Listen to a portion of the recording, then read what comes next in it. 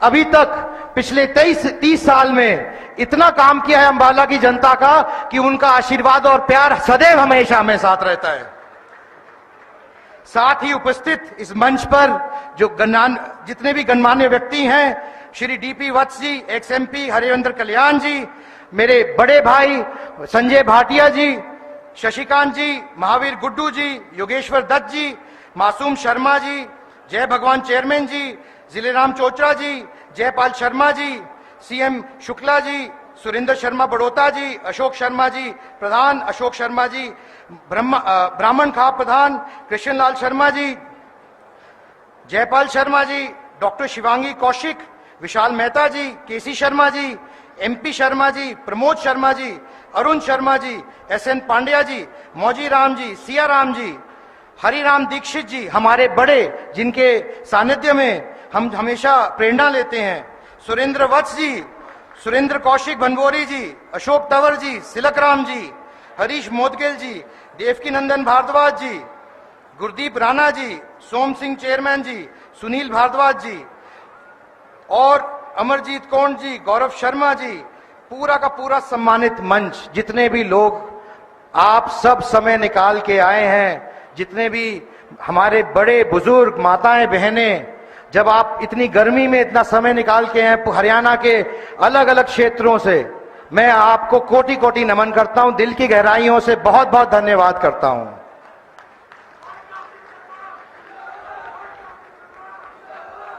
मैं बात करना चाहता हूं भगवान परशुराम जी की। भगवान परशुराम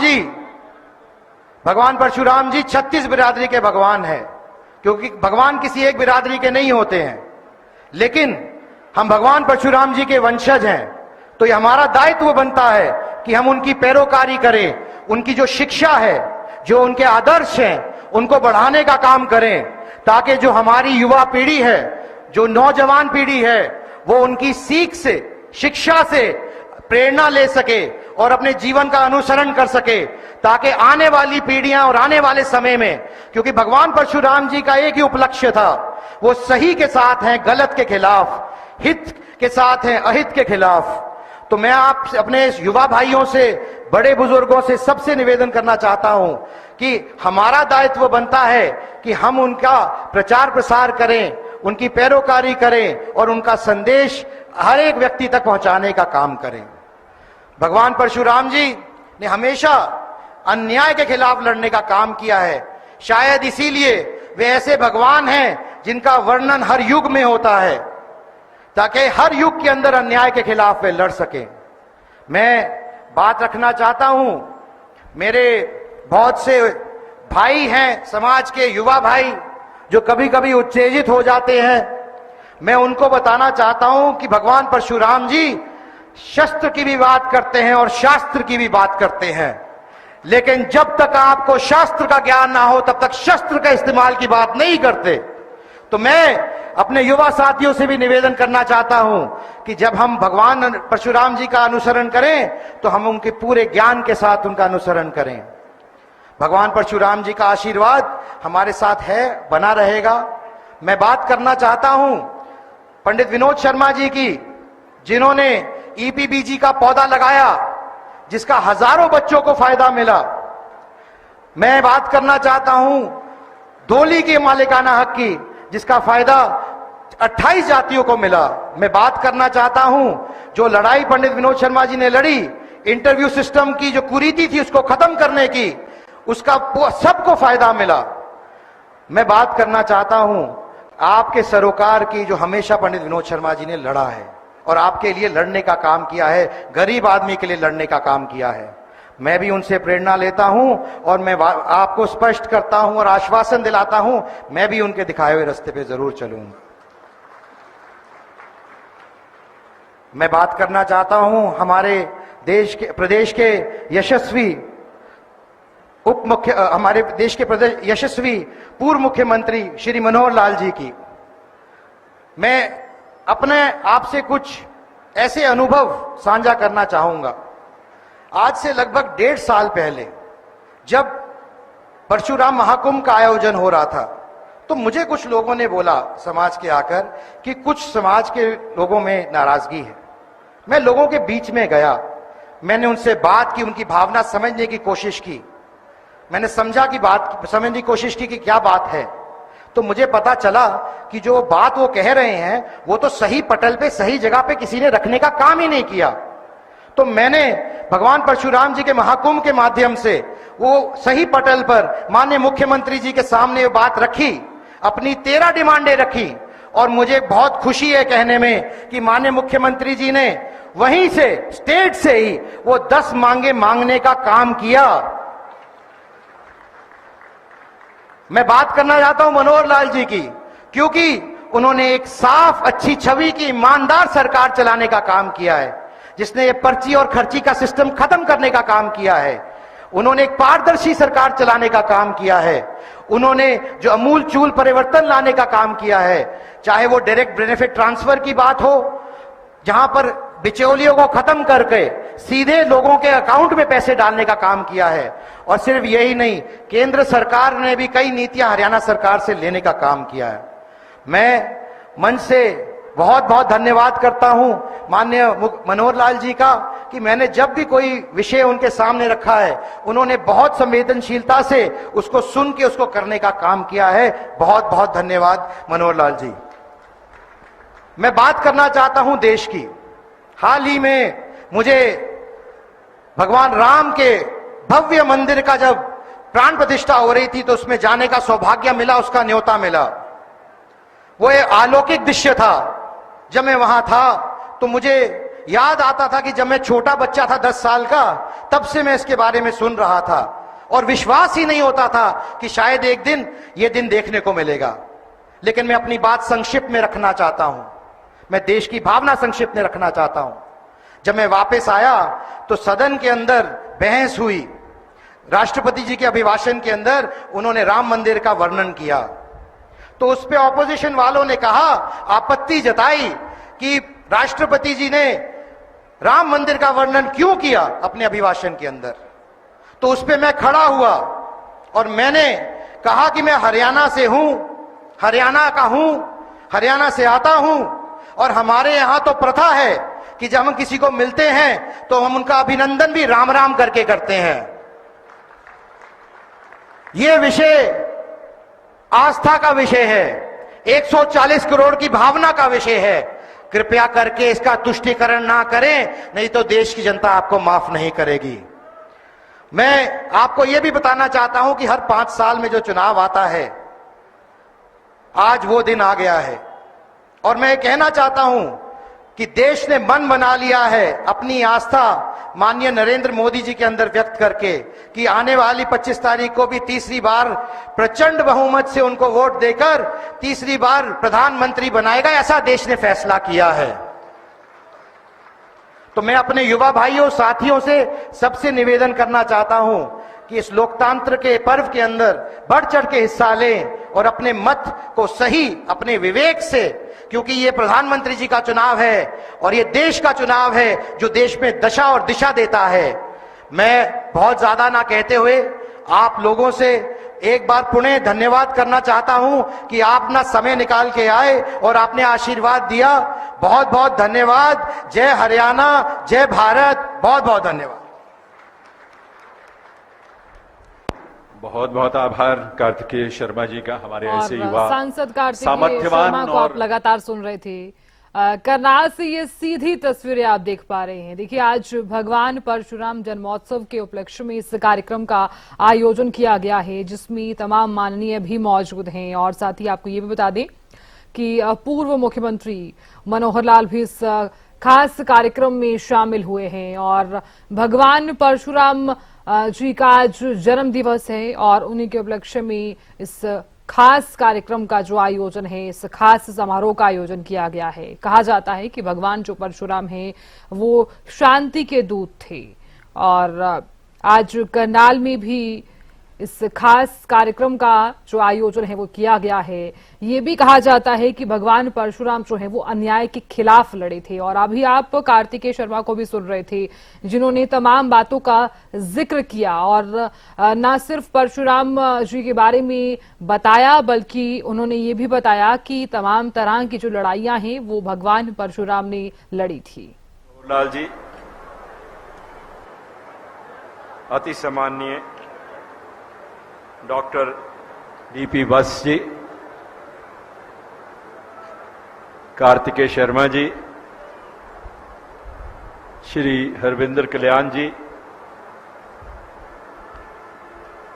श्री महावीर गुड्डू जी, शक्ति रानी जी, मेंबर पार्लियामेंट भाटिया जी, श्री जोगेश्वर दत्त जी, श्री जिलेराम चोचड़ा जी, श्री मासूम शर्मा जी, श्री सीएम शुक्ला जी, हरिराम दीक्षित जी,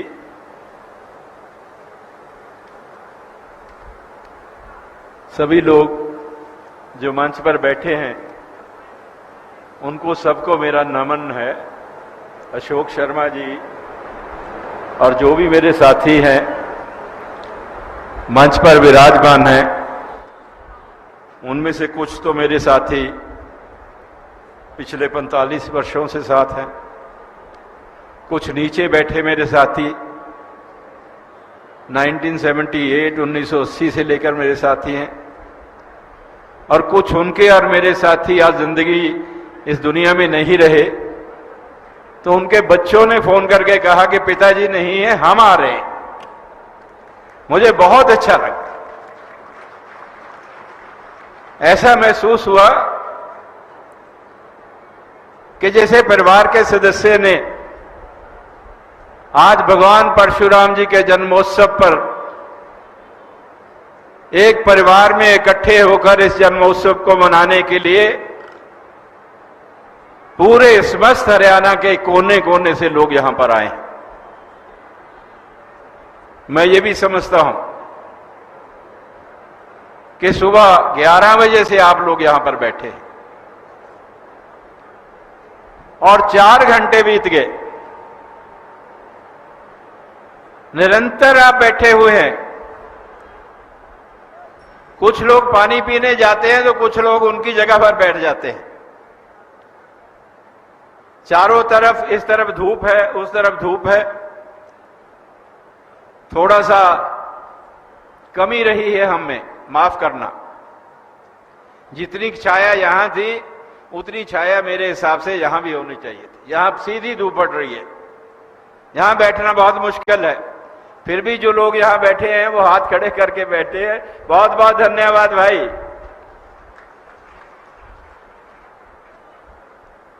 लंबा समय नहीं लूंगा। आज भगवान परशुराम जी के जन्मोत्सव पर 3 नारे मेरे साथ लगाइए, 3 बार एक नारा। भगवान परशुराम जी की, भगवान परशुराम जी की, भगवान परशुराम जी की। धन्यवाद। माननीय मनोहर लाल जी का अब कुछ लोग पूर्व मुख्यमंत्री कहते हैं, मेरे मन में उनका जो आदर है वो एक मुख्यमंत्री से भी ज्यादा है। एक इंसान के तौर पे मैं बहुत आदर करता हूं और मैं समझता हूं कि जिस तरह के मुख्यमंत्री वो रहे हैं उन्होंने कोई द्वेष नहीं रखा है। गरीब को नौकरी मिल जाए, पारदर्शिता हो, सम्मानता हो, हर धर्म का अभिनंदन कहो, हर किसी में से एक जैसा व्यवहार, हर समाज के हिस्से को आगे बढ़ने के लिए बराबर का मौका, हर गरीब के बच्चे को उसकी लियाकत और काबिलियत के दम पर नौकरी, प्रदेश की उन्नति, किसी के साथ द्वेष नहीं, किसी के साथ बदले की भावना नहीं। इन शब्दों के साथ मैं एक व्यक्ति की मूर्ति बनाता हूं जिसका भी जन्मदिन आज ही है। मैं उनको भी जन्मदिन की बधाई देता हूं।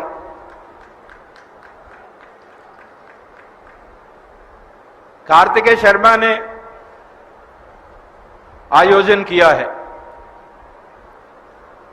उसके मन में सेवा का भाव है, सेवा भाव से प्रेरित है। भगवान परशुराम जी के बारे में मैं नतमस्तक होकर यही बात कह सकता हूं कि जो शिक्षा उन्होंने हमें दी है, वो शिक्षा समाज के लिए और हर व्यक्ति के लिए है। ये उन्हीं की शिक्षा है कि ना जुल्म करना है, ना जुल्म सहना है। जो जुल्म करता है उसका मुकाबला करना है,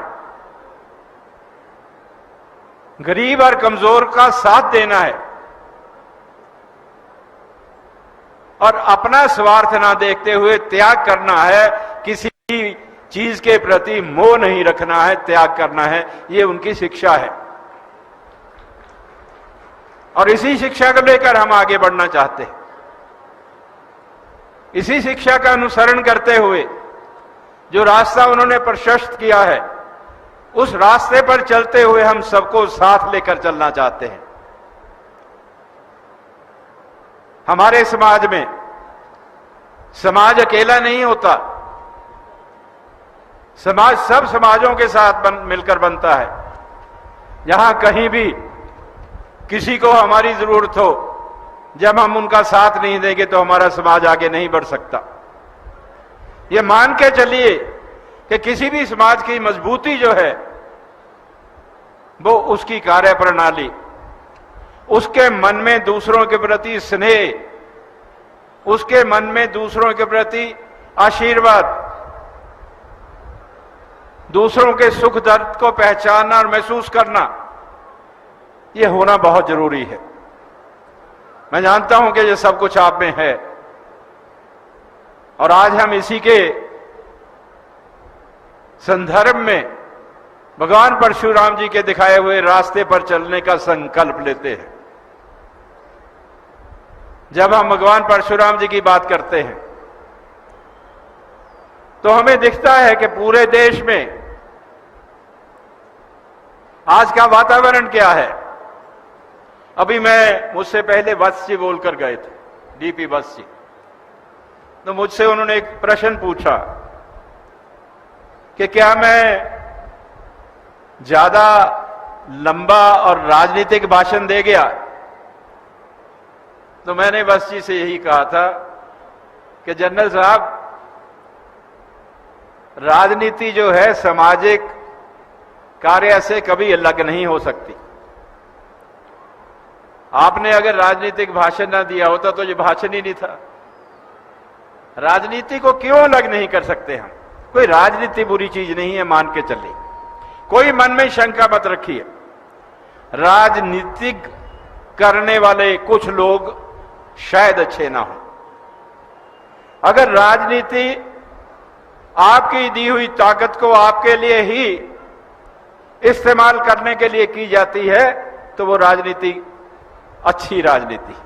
अगर कोई अपने स्वार्थ के लिए उसका इस्तेमाल करता है तो वो राजनीति का फायदा उठा रहा है, वहां राजनीति बदनाम होती है।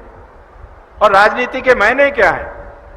राजनीति एक जरिया है सत्ता प्राप्त करने का, और भाई सत्ता के बिना बड़ा मुश्किल है, काम नहीं हो सकते। कार्तिक जी गिना रहे थे यहां पर कि 13 काम उन्होंने माननीय मनोहर लाल जी को कहे, तो 10 काम उन्होंने उसी वक्त कर दिए जब ब्राह्मण महासंघ हुआ था पिछले वर्ष। तो भाई सत्ता अगर पास हो और उसका सदुपयोग किया जाए, लोगों के लिए किया जाए, लोगों के भले के लिए किया जाए, आपके बच्चों की नौकरियों के लिए किया जाए, तो वो सत्ता तो अच्छी बात है। लेकिन अगर उसका दुरुपयोग हो, समाज को बांटने की कोशिश की जाए, समाज को नीचा दिखाने की कोशिश की जाए, तो भाई वो तो फिर राजनीति है जो अच्छी राजनीति नहीं है। आज देश की स्थिति पिछले 10 वर्षों में माननीय प्रधानमंत्री मोदी जी के नेतृत्व में जितनी प्रगति हुई है उतनी पिछले 50 वर्षों में नहीं हुई। मुझे याद है पिछले 10 वर्ष पहले आप लोग बहुत वहां पर आए हुए थे। आपको याद होगा कुरुक्षेत्र में बहुत बड़ा हमने एक मार्च के महीने में फंक्शन किया था 2014 में। मैंने तब भी यही कहा था कि देश का भविष्य जो है मोदी जी के हाथों में सुरक्षित है। आज भी यही कह रहा हूं। आपको याद है ना मार्च में जब हम कुरुक्षेत्र में फंक्शन किया था, 10 साल पुरानी बात है। लेकिन आज भी आप लोग यहां पर आए हैं तो आज एक बात का मुझे गर्व है, क्योंकि हमारे ही समय में देखा गया है कि कश्मीर की हम बोल देते हैं 370 की धारा को हटा दिया। अरे उसके हटने से आज जो कश्मीर में शांति है तो एक उम्मीद जागी है। वहां के हजारों पंडित जो वहां से निकाल दिए गए थे उनके मन में एक उम्मीद जागी है कि हमारा देश है, हम जा सकते हैं। और मुझे उम्मीद है कि वो अपने घर वापस जाएंगे और उनको उतना ही स्थान मिलेगा। मैं ज्यादा आपका समय नहीं लूंगा। जहां सम्मान और इक्वल अपॉर्चुनिटी की बात करते हैं, हम इस बात को मानते हैं कि संविधान की रचना बाबा साहब ने की और संविधान हमें बहुत प्यारा है और संविधान के तहत ये कार्य हम कर रहे हैं। माननीय पूर्व मुख्यमंत्री जी नहीं, माननीय मनोहर लाल जी, आज आपको जो लोग बैठे हैं आपके जन्मदिन पर आशीर्वाद दे रहे हैं, उसके पीछे भी बहुत बड़े कारण हैं। ये देखिए,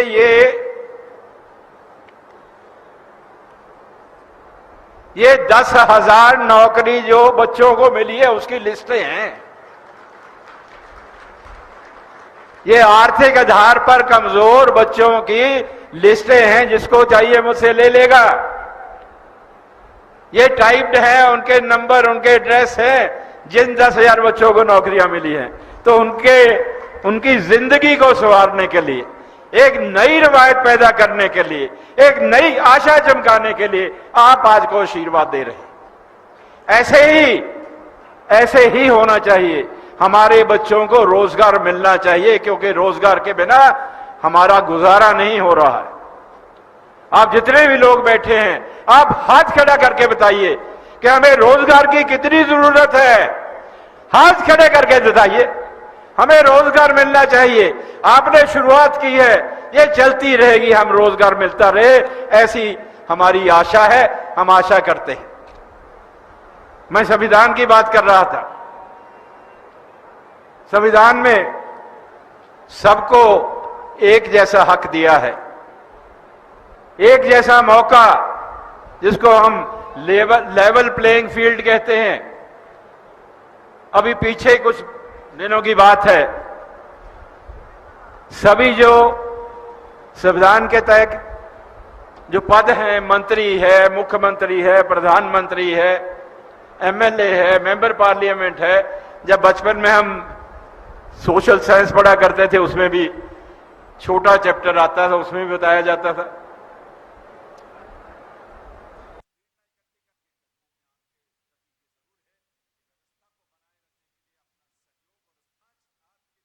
आज से ये सीधी तस्वीरें आप देख पा रहे हैं। देखिए, आज भगवान परशुराम जन्मोत्सव के उपलक्ष्य में इस कार्यक्रम का आयोजन किया गया है। इस समारोह में भारी संख्या में लोग पहुंचे हुए हैं और साथ ही साथ देखिए, विनोद शर्मा को भी आपने सुना, जिन्होंने बताया कि मनोहर लाल ने सभी वर्गों के लिए कार्य किया है। प्रदेशवासियों के लिए उन्होंने हमेशा से ही बेहतर काम किया है, बेहतर उपलब्धियां जो हैं वो प्रदेशवासियों को दी हैं। और इस विशेष कार्यक्रम में पूर्व सीएम मनोहर लाल भी मौजूद हैं। इससे पहले आप सांसद कार्तिकेय शर्मा को भी लगातार सुन रहे थे, उनका भी यही कहना था कि भगवान परशुराम जो हैं उन्होंने अनेक लड़ाइयां लड़ी हैं लोगों के हित में। तो इस कार्यक्रम में पूर्व केंद्रीय मंत्री विनोद शर्मा भी मौजूद हैं और साथ ही साथ मेयर शक्ति रानी शर्मा भी मौजूद हैं। पूर्व सीएम मनोहर लाल भी इस खास कार्यक्रम में मौजूद हैं। तो देखिए, करनाल से ये सीधी तस्वीरें आप देख पा रहे हैं। चीफ मिनिस्टर बनाएंगे, इस समाज के व्यक्ति को भी डिप्टी चीफ मिनिस्टर बनाएंगे, और चीफ मिनिस्टर किसको बनाएंगे वो भी निर्धारित कर देते हैं। तो बड़ा दुख होता है इस बात का। ये उनके बस की बात नहीं है, संविधान को तोड़ने की बात है। बर्दाश्त नहीं है, नहीं करेंगे बर्दाश्त इस बात को। किसी को अपना हक नहीं लेने देंगे। ये किसी के अपनी मर्जी की बात नहीं है किसी पार्टी की। कांग्रेस पार्टी कह देती है कि हमारे 4 उप मुख्यमंत्री होंगे, उन चारों में एक ब्राह्मण होगा, एक दलित होगा, एक बैकवर्ड होगा। कहां का इंसाफ है जी? कहां का संविधान है जी? ये हमारे देश की जनता को मंजूर नहीं है। हम इसको खारिज करते हैं। बोलिए, क्या ख्याल है आपका? क्या आप खारिज करते हैं? हम नहीं मानते इस बात को। धन्यवाद। जय भगवान परशुराम जी। बहुत बहुत आभार आदरणीय पंडित विनोद शर्मा जी का। देवे सज्जनों, आज का ये कार्यक्रम अपने आप में बहुत विशेष है, क्योंकि आज एक सुखद संयोग ये भी है कि माननीय मनोहर लाल जी का आज जन्मदिन है, और जिन्होंने हम सबके लिए अपने आप को समर्पित किया, सच्चाई के साथ समर्पित किया, साफ नीयत के साथ समर्पित किया, सेवा के भाव के साथ समर्पित किया, समर्पण के संकल्प के साथ समर्पित किया। आज ये समय है कि हम ऋण हो उस ऋण से जो उनका ऋण हम सबके ऊपर है। और इसीलिए आज हम सबको ये संकल्प लेना है कि वे जहां भी हो, जिस रूप में भी होंगे, हमारा मत, हमारा समर्थन, हमारा साथ, हमारा स्नेह, हमारी आशीष और शुभकामनाएं सब मनोहर लाल जी के साथ रहेंगी। एक बार जोरदार तालियों के साथ आइए मैं उनसे निवेदन करूं कि इस अवसर पर वे अपना आशीर्वचन हम सबको दें, अपना संबोधन हम सबके सामने रखकर हम सबको कृतार्थ करें। आदरणीय श्री मनोहर लाल जी।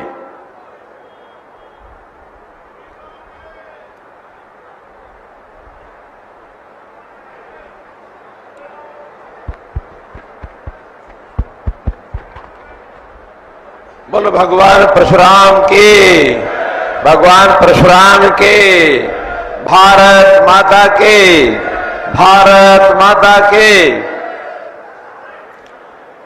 मंच पर विराजमान हरियाणा प्रदेश के हमारे पूर्व मंत्री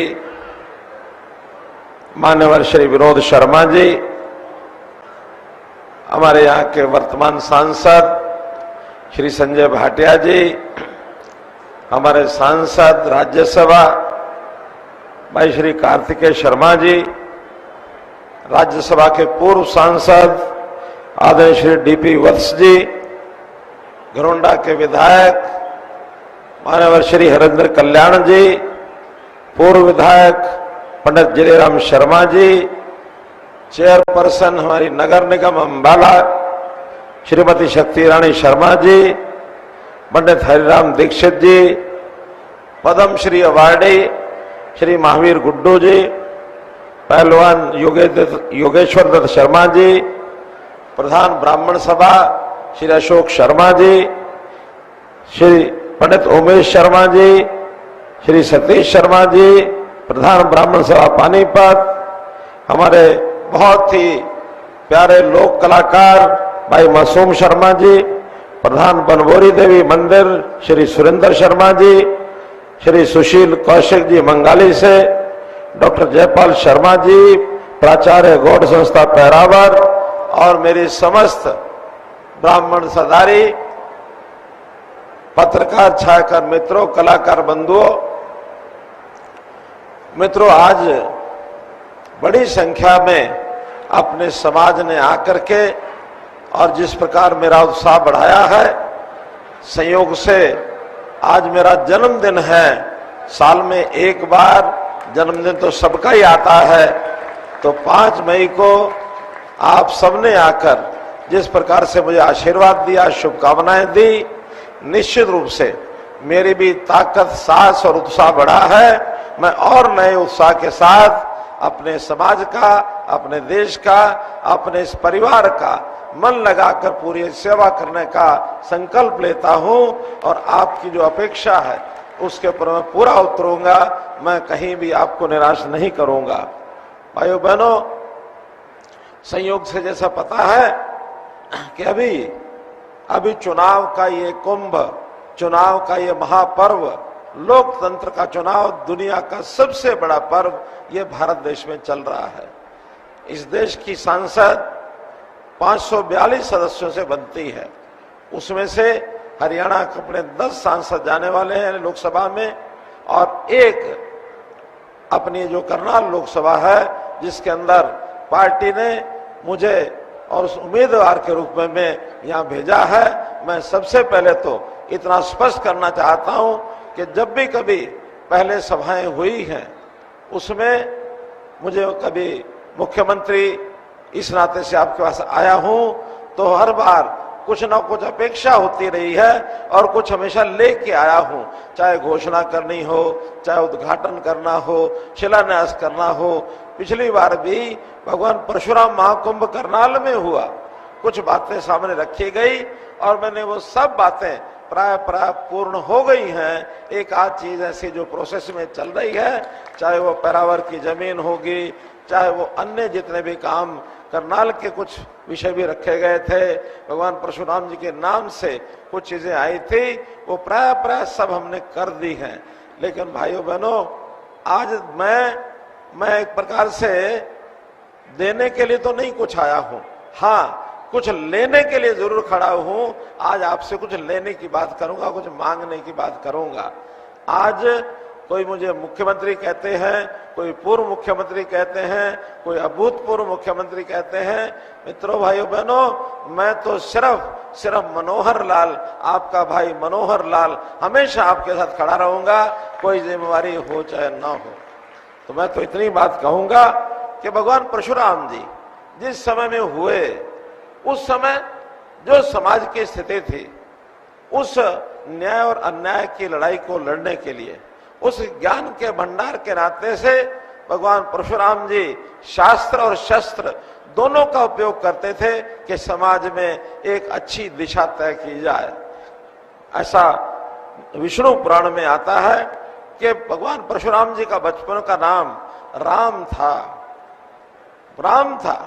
ऐसा कहते हैं भगवान शिव ने उनको एक फरसा दिया, फरसा यानी परसु उसको कहते हैं, परसा भेंट किया और अन्यायी शक्तियां, राक्षसी शक्तियां उनके साथ लड़ाई करके उनको समाप्त करने का वरदान दिया। तब से उनका नाम परशुराम हो गया। भाई बहनों, तब से उनका नाम भगवान परशुराम हुआ। तो आज भी जैसे न्याय अन्याय की लड़ाई उस समय थी, आज भी वही लड़ाई है। महाभारत काल में भी वही लड़ाई थी। एक तरफ कौरव थे, एक तरफ पांडव थे, भले वो रिश्तेदार थे, लेकिन रिश्तेदारों में भी भगवान कृष्ण ने ये कहा न्याय का पक्ष लेना है, हमने पांडवों की विजय करानी है। ये संकल्प भगवान कृष्ण ने लिया, वही संकल्प आज हमको लेना है। आज देश में 2 धाराएं चल रही हैं। एक धारा समाज के अंदर अच्छे काम कर रही है, इस देश को जोड़ रही है। इस देश के अंदर जो राक्षसी वृत्ति है उसको समाप्त करने के लिए मोदी जी के नेतृत्व में देश में ताकतें काम कर रही हैं। कांग्रेस ने पिछले इतने सालों में देश में बहुत ऐसे कांटे बोए, चाहे कश्मीर की समस्या खड़ी की, पंजाब की समस्या खड़ी की, नॉर्थ ईस्ट में नागालैंड है, मणिपुर है, मेघालय है, आसाम है, उसको देश से अलग होने के लिए हमेशा वो प्रेरित करते रहे। नक्सलवाद बिहार से लेकर के और नीचे तमिलनाडु, केरल तक देश के 2 हिस्से करने का एक षड्यंत्र चलता था। मोदी जी ने आने के बाद सब कुछ समाप्त किया। मित्रों, भाई बहनों, सब समाप्त किया। उन्होंने तो आज देश को जोड़ा है। नक्सलवादियों ने अपने जो शस्त्र हैं वो आत्मसमर्पण कर दिए हैं। नॉर्थ ईस्ट के सब प्रदेश राष्ट्रभक्ति, राष्ट्रवाद को लेकर के और देश की मुख्य धारा में आ गए हैं। कश्मीर की 370 खत्म करने के बाद आज कश्मीर वैसा ही प्रदेश है जैसा प्रदेश आज हमारा हरियाणा है, उत्तर प्रदेश है, मध्य प्रदेश है, राजस्थान, गुजरात है। ऐसा ही प्रदेश जम्मू कश्मीर भी है। आज जम्मू कश्मीर से वो जो कश्मीरी पंडित वहां से पलायन करके आना पड़ा था, आज वहां की जनता सुखी है, किसी को भी वहां से पलायन करने की जरूरत नहीं है मित्रों भाइयों बहनों। तो इसलिए आज एक न्याय प्रिय सरकार, एक परोपकारी सरकार, इसकी नींव मोदी जी ने डाली। हमने हरियाणा में भी उन्हीं के पद चिन्हों पर चलकर आगे काम किए। मोदी जी गरीबों के भले के लिए सब कुछ गरीबों पर न्यौछावर करने के लिए तैयार हैं। वो कहते हैं कि देश के संपत्ति पर, देश के पैसे पर पहला अधिकार किसी का है तो वो है गरीब का, वो गरीब का।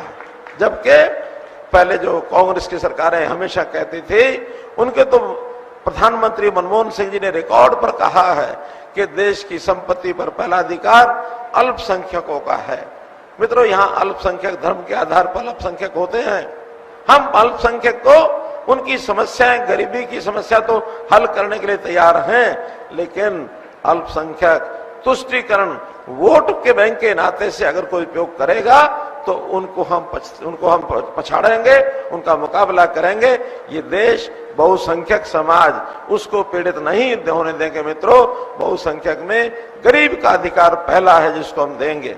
हमारे समाज के भी जो इकोनॉमिकली बैकवर्ड ग्रुप है, ईपीबीजी जिसको कहते हैं, उसके लिए भी एक समस्या बनी थी। अभी 2 दिन पहले चीफ सेक्रेटरी से बात करके हमारे अशोक शर्मा जी कल मीटिंग करके आए ना, तो सारी की सारी समस्या उन्होंने हल कर दी कि नहीं।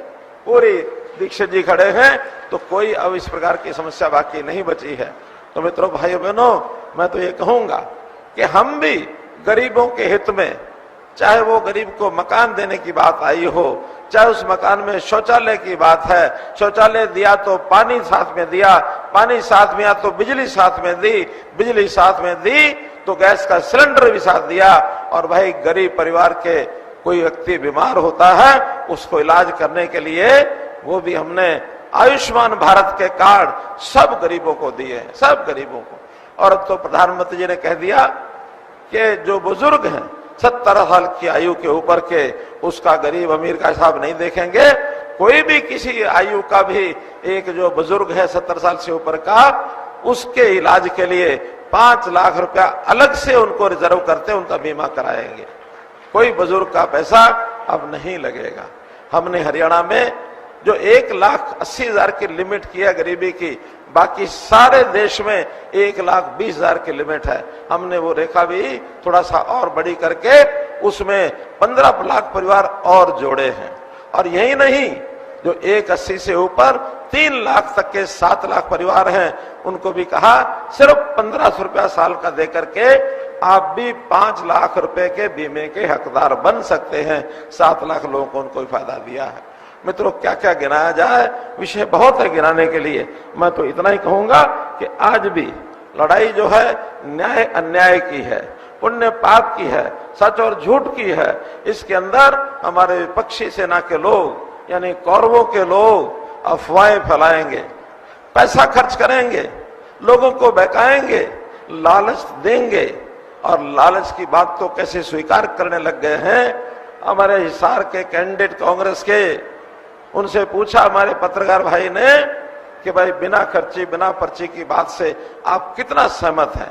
वो कहते हैं खर्ची तो कभी हमने भी चलने नहीं दी, चाहे मनोहर लाल को पूछ लो, पूछवा भी मेरे से रहे हैं, जबकि मुझे पता है कि कितनी खर्ची कहाँ लगती थी, सब पता है मुझे।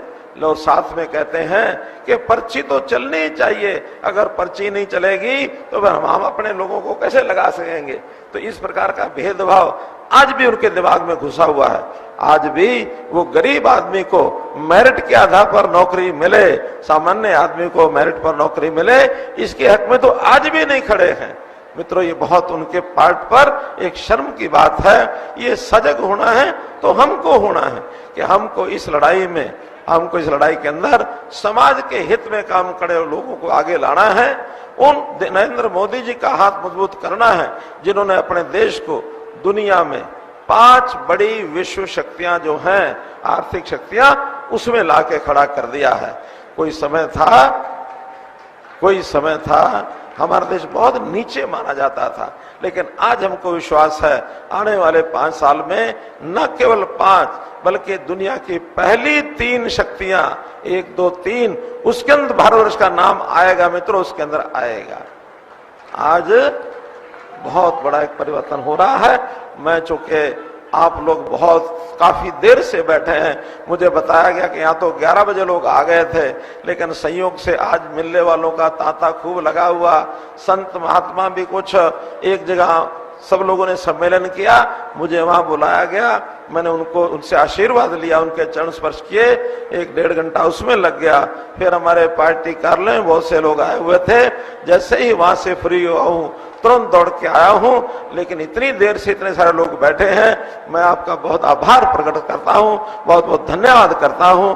और अंत में अपील करता हूं, अपील यही है कि आने वाला 25 मई हरियाणा का ये सबको ध्यान रखना है, खास करके करनाल लोकसभा में आपका अपना मनोहर लाल प्रत्याशी है, और करनाल विधानसभा में ये जो स्थानीय करनाल की विधानसभा की इकाई, इसके अंदर अपने मुख्यमंत्री श्री नायब सिंह सैनी वो यहाँ प्रत्याशी होंगे। इसलिए उस दिन हम ज्यादा से ज्यादा संख्या में यहाँ वोट डलवा करके और 4 जून को एक प्रकार का निर्णय जो परिणाम आए, उस परिणाम में सब लोगों की तरफ से एक ही बात आए कि 4 जून आई भाजपा भाई, यही बात मन में रखनी चाहिए। 25 मई कांग्रेस गई, ये संकल्प लेकर के आप आगे बढ़े तो आपका बहुत बहुत आभार, बहुत बहुत धन्यवाद। बहुत सारी तालियों के साथ बहुत बहुत धन्यवाद। पूर्व मुख्यमंत्री मनोहर लाल को आप सुन रहे थे भगवान परशुराम जन्मोत्सव समारोह में। इस कार्यक्रम में पूर्व मुख्यमंत्री मनोहर लाल ने जनता को संबोधित किया, कई बातें उन्होंने कही, सरकार की योजनाओं को गिनाया, विपक्ष पर निशाना भी साधा। इसके साथ ही उन्होंने कहा, हमने ब्राह्मण समाज की मांगे पूरी करने का काम किया है। ये बात पूर्व मुख्यमंत्री मनोहर लाल की तरफ से कही गई। भगवान परशुराम जन्मोत्सव समारोह में उन्होंने जनता से काफी कुछ अपील की, और सबसे बड़ी बात उनकी तरफ से जो कही गई वो ये थी, जनता से कहा पूर्व मुख्यमंत्री मनोहर लाल ने कि करनाल का आपको खास ख्याल रखना है। लोकसभा चुनाव में भी और विधानसभा उपचुनाव में भी आपको खास ख्याल रखना है। पूर्व सीएम मनोहर लाल ने जनता से ये अपील की, और इसके साथ ही सरकार की तरफ से जो भी काम किए गए हैं, आम लोगों के लिए जो भी प्रयास किए गए हैं, जो कदम उठाए गए हैं, उसका जिक्र करते हुए मनोहर लाल जो है यहां पर नजर आए। पूर्व सीएम ने कहा, कांग्रेस ने देश में कांटे बोए हैं। इसके साथ ही मनोहर लाल ने कहा, पीएम मोदी ने गरीबों का कल्याण किया है। कांग्रेस के शासन में क्या कुछ हुआ ये भी जनता ने देखा। बीजेपी के कार्यकाल में क्या बदलाव हुए उनको भी जनता ने महसूस किया। तमाम बातें पूर्व मुख्यमंत्री मनोहर लाल की तरफ से कही गई। बड़ी जानकारी, बड़ी खबर इस वक्त की आपको बता रहे हैं। करनाल में देखिए ये कार्यक्रम जो है आयोजित किया गया। भगवान परशुराम जन्मोत्सव समारोह के मौके पर पूर्व मुख्यमंत्री मनोहर लाल ने तमाम बातें कही। देखिए आज उनका जन्मदिवस भी है, मनोहर लाल का जन्मदिवस भी है, और अपने इस खास दिन पर जनता से बात करते हुए, जनता को संबोधित करते हुए उनकी तरफ से ये तमाम बातें जो हैं वो कही गई। देखिए, ब्राह्मण समाज का खास ख्याल हमने रखा है। पूर्व मुख्यमंत्री मनोहर लाल ने ब्राह्मण समाज को साधने के लिए ये बात कही। इसके साथ ही क्या प्रयास, क्या कार्य हर वर्ग के लिए किए गए हैं सरकार द्वारा, उसका भी जिक्र इससे पहले भी पूर्व मुख्यमंत्री मनोहर लाल करते नजर आए हैं, और इस बार भी उन्होंने तमाम वो बातें, तमाम वो योजनाएं गिनाई।